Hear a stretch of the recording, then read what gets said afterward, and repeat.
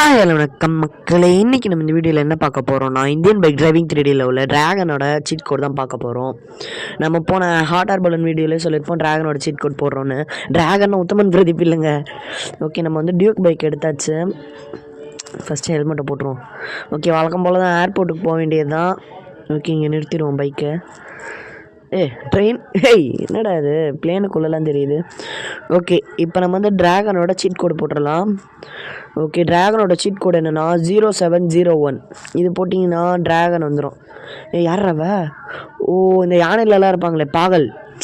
பாகல்னா பைத்தியம்ல, பாகன். Okay, இரு அவங்கள சுட முடியுதுன்னு பார்க்கலாமா? போடு. இன்னும் ஒன்றுமே ஆகலை.